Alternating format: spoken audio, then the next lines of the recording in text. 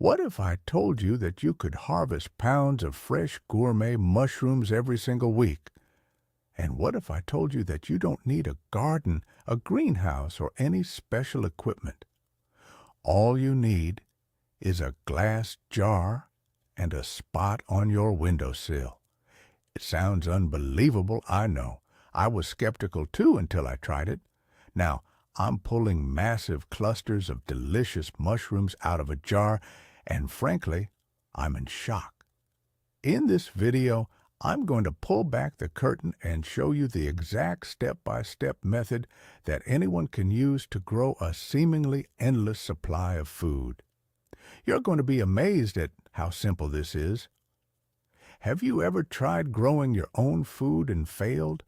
Well, I promise this method will change the way you think about gardening forever. For years, the idea of growing mushrooms at home seemed like a dark art, reserved for experts with sterile labs and climate-controlled rooms. We've been led to believe it's a complicated scientific process that's far too difficult for the average person. We picture complex procedures, expensive gear, and a high chance of failure. But that's the old way of thinking. The secret isn't in recreating a high-tech laboratory. The secret is in understanding one simple thing: what a mushroom truly wants. It wants food, a little moisture, and a safe place to grow. The organism we're actually growing is called mycelium, a fascinating root-like network that is the true body of the fungus. The mushrooms we eat are just the fruit. By providing this mycelium with a simple food source, like cardboard or straw, inside a protected environment like a glass jar, we're giving it the perfect 5-star hotel to thrive. This method completely demystifies the process, making it accessible, cheap, and incredibly successful for absolute beginners. So, let's talk about our mushroom of choice.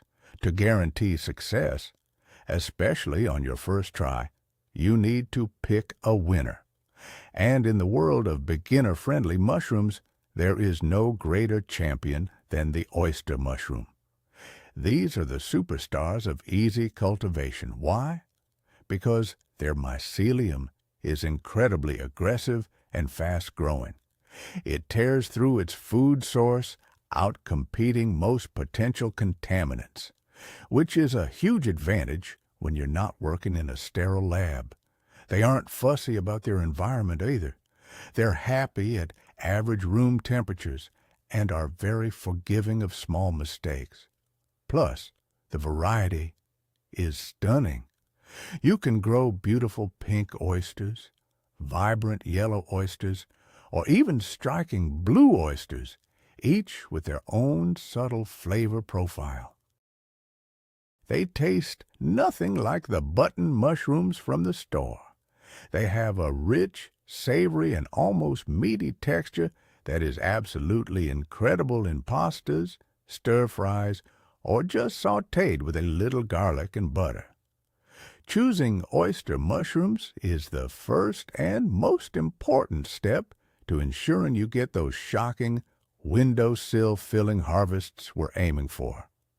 It's a choice that sets you up for a delicious victory. A great visual to imagine is a time-lapse of these different colored oyster mushrooms bursting out of a jar, showing their speed and beauty. Next up, we need the lifeblood of our operation, the mushroom spawn. Now, don't think of these as seeds. That's a common misconception. Mushroom spawn is essentially a carrier material, usually sterilized grain or sawdust, that has been fully colonized by that powerful mycelium we talked about. It's a living, breathing network, ready to expand onto a new food source. Finding good quality spawn is easier than ever. A quick online search for oyster mushroom grain spawn will give you dozens of reputable suppliers who can ship it right to your door. You can often find it at local gardening or specialty food stores, too. For this jar method, I highly recommend using grain spawn. The individual grains act like thousands of little inoculation points, allowing the mycelium to spread through your new substrate incredibly quickly and evenly. When you get your bag of spawn, you'll see the grain is covered in a dense, white, web-like substance. That's the healthy, vibrant mycelium. It's the engine of your mushroom farm. And getting a good quality product is a small investment that pays off with massive, delicious dividends. Imagine a close-up shot of a bag of grain spawn, showing the intricate and beautiful mycelial network covering every kernel. Now that we have our living mycelium, we need to give it a feast. This food source is called the substrate, and you're going to love how simple and cheap this is. Forget about complicated recipes with weird ingredients. We're going to use something you probably have in your recycling bin right now, cardboard. Specifically, corrugated cardboard, the kind that shipping boxes are made of. The mycelium absolutely loves the cellulose in the paper and the glue that holds it together. Another fantastic and readily available option is straw. You can get a bale from a local farm supply or garden center for just a few dollars, and it will last you for dozens of projects. The preparation is incredibly simple. For cardboard, you just need to shred it into small pieces. For straw, you want to chop it into 1 to 2 inch lengths. This increases the surface area, giving the mycelium more points of entry to start consuming its new home. We're not creating a complex nutrient broth. We're simply creating a buffet of easy-to-digest material. This step is a perfect example of how this method uses readily available, low-cost materials to achieve professional-level results. Think of a fun montage here, showing someone easily shredding up cardboard boxes and chopping straw, making the process look effortless and accessible. This next step sounds scientific, but I promise you, it's as easy as making a large cup of tea. It's called pasteurization. The goal here is simple. We need to give our mushroom mycelium a head start. The raw straw or cardboard is full of other microscopic competitors like mold spores and bacteria that would love to eat the same meal. By pasteurizing our substrate, we kill off most of these competitors without completely sterilizing it, which would require special equipment like a pressure cooker. Our method is ridiculously easy. You just need a 5-gallon bucket with a lid and some boiling water.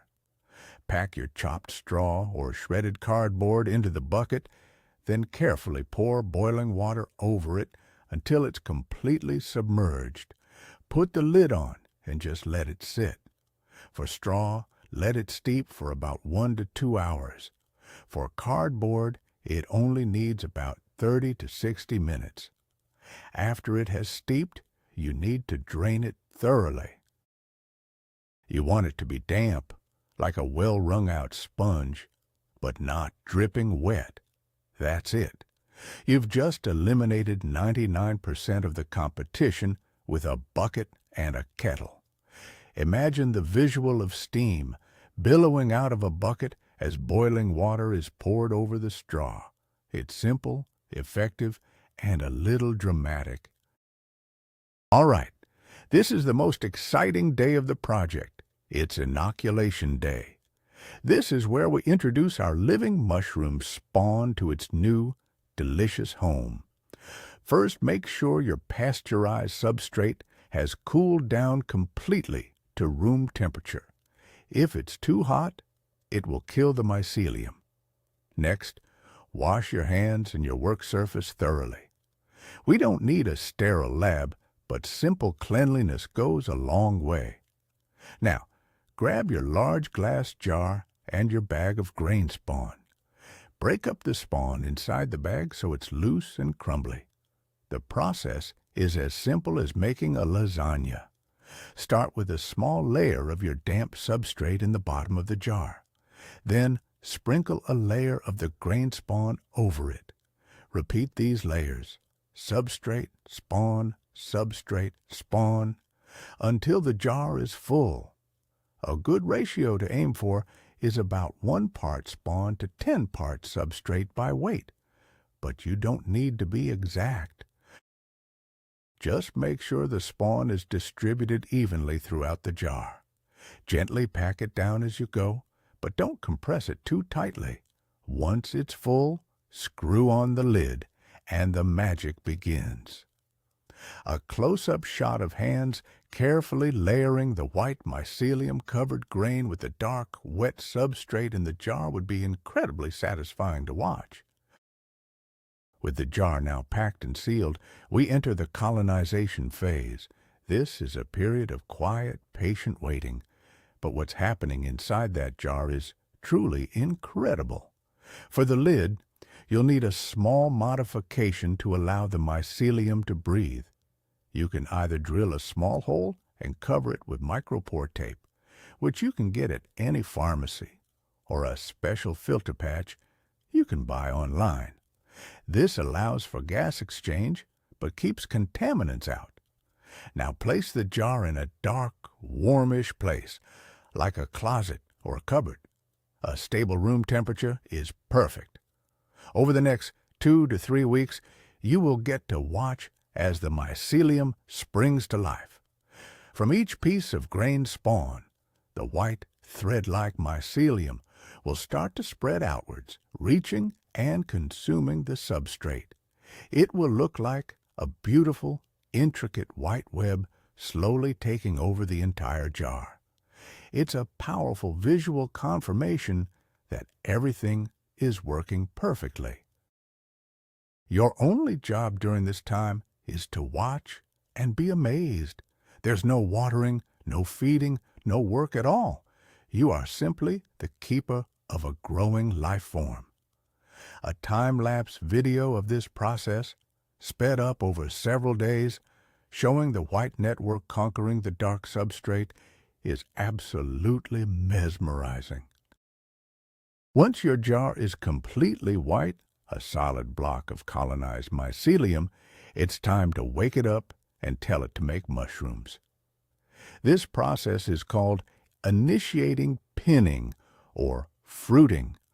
In nature, mushrooms often fruit after a change in environmental conditions, like a heavy rain or a sudden drop in temperature. We are going to simulate this to trigger our mycelium into action. It's a simple shock to its system. First, move the jar from its dark, cozy spot to a location with indirect natural light, like your windowsill. The light is a signal that it has reached the surface and it's time to produce fruit. Next, it needs more fresh air. You can now take the lid off completely. The biggest trigger, however, is a slight drop in temperature and an increase in humidity. Often just moving it to the cooler environment of a windowsill is enough. Within about a week of making these changes, you will start to see the most exciting sight. Tiny, minuscule bumps forming on the surface of the mycelium. These are the pins, the baby mushrooms. It's the moment you know a huge harvest is just days away. A macro shot focusing on the first tiny mushroom pins emerging from the white mycelium would be a fantastic visual reward for the viewer. If you thought the colonization phase was amazing, you'd better prepare yourself. The growth that happens next is nothing short of explosive. Once those pins form, they begin to develop into full-fledged mushrooms at an astonishing rate. They can literally double in size every single day. One day you have a tiny cluster of pins, and 2 or 3 days later, you have a massive, beautiful bouquet of mushrooms erupting from your jar. During this rapid growth phase, the mushrooms do need one thing from you: humidity. They are mostly water after all, but you don't need a fancy humidifier. Just a simple spray bottle filled with water will do the trick. Mist the developing mushrooms 2 or 3 times a day. You're not trying to soak them. Just create a humid microclimate around them. This is the most rewarding part of the entire process. You get a front row seat to one of nature's most incredible spectacles, and it's happening right there on your own windowsill. A dramatic time lapse showing the mushroom cluster exploding in size over just 48 to 72 hours is the visual money shot of the entire video. So, how do you know when it's time to reap your incredible reward? The timing of the harvest is key to getting the best flavor and texture. For oyster mushrooms, the perfect time to harvest is right when the edges of the mushroom caps start to flatten out, or even curl upward slightly. If you wait too long, they'll drop their spores, a fine white dust, and their quality will start to decline. Harvesting itself couldn't be simpler. You don't need a knife. Just grab the entire cluster firmly at its base where it meets the jar and give it a gentle but firm twist. The whole bouquet should pop right off in one beautiful, satisfying piece. Now is the moment of truth. Feel the weight of it in your hands. You're not holding a few mushrooms. You're likely holding a pound or more of gourmet food that you grew yourself in a jar. The sense of accomplishment is immense. You've taken simple ingredients and nurtured them into a massive, delicious, and beautiful harvest. The visual of someone harvesting a huge, perfect cluster of mushrooms with a simple twist of the wrist is the ultimate payoff for the viewer. But wait, the story doesn't end there. One of the most amazing things about this method is that your jar is a gift that keeps on giving. That first incredible harvest is called the first flush, but it's very likely not your last. The mycelial block inside your jar is still packed with nutrients and water, and it's ready to produce more. After your first harvest, just continue your daily misting routine.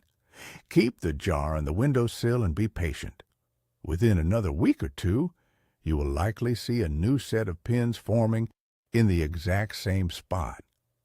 This second flush will probably be a little smaller than the first, but it's still a significant amount of fresh mushrooms, and it required zero extra work. Some growers even manage to get a third or even a fourth flush from a single jar before the mycelium runs out of food. This is what makes the process so incredibly efficient and rewarding. From one simple session of work, you can get a continuous supply of food for over a month. Imagine showing the jar after the first harvest, and then a time lapse of a second, smaller cluster growing from the very same spot. It proves the long-term value of this simple project. So there you have it. The secret is out. Growing pounds of gourmet mushrooms isn't a dark art reserved for scientists. It's something you can do in a jar on a windowsill with materials that cost next to nothing. We've seen how you can take simple cardboard or straw, combine it with living mycelium, and facilitate a natural process that results in an incredible amount of fresh, healthy food. The most mind-blowing moment is, without a doubt, harvesting that first massive cluster. The weight of it, the beauty of it, and the knowledge that you grew it from practically nothing is an unbeatable feeling. This isn't just a fun project. It's a small step toward self-sufficiency. and a deeper connection with your food. It proves that you don't need a backyard to be a farmer. Thank you so much for watching and coming on this amazing journey with me. If this video inspired you, please hit that like button and subscribe for more urban farming secrets. Now, I have a question for you. What kind of mushrooms would you love to grow on your windowsill? Let me know in the comments below.